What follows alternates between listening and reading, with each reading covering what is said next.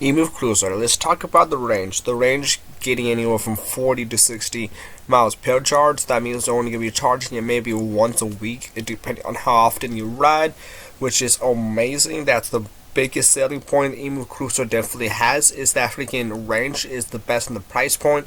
Only gets beaten out by the Dotron Thunders and maybe the Ryans.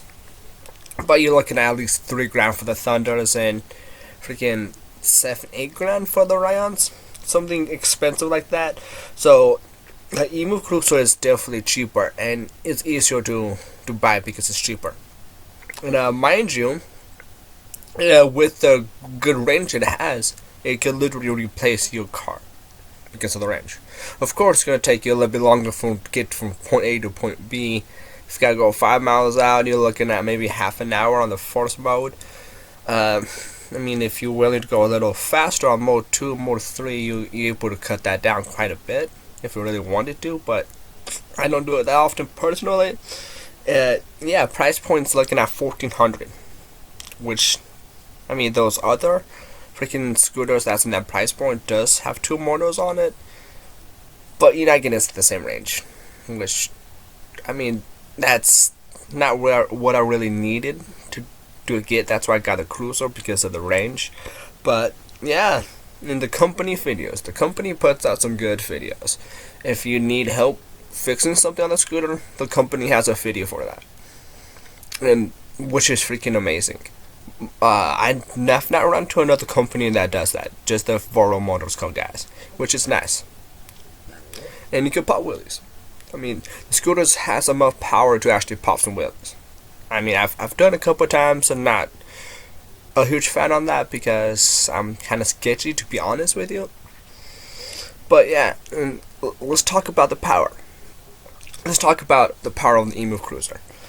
I've got up to 30 miles per hour personally, which is fast for the scooter, but it's not the fastest, but it still has enough power to have some fun on.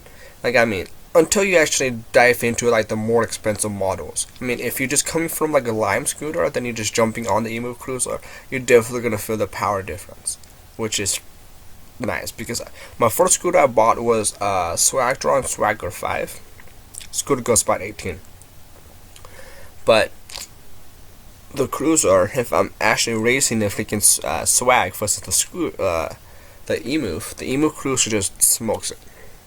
It's literally like a freaking sports car versus a junk type car that barely freaking moves, which is nice that I have that power.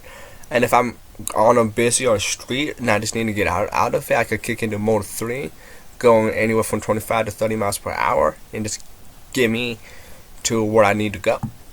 And if I'm running late for work, I could easily kick into mode 2, and that's 19 miles per hour, 19-20, and that could just give me everywhere I go quicker, which is nice. Personally, I would say Emove Cruiser is one of the better scooters, but it also kind of depends on when you're trying to use it.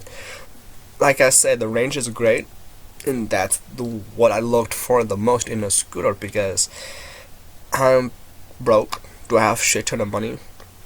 Can't even buy a car right now because it's gonna cost too much, because you're thinking about car insurance.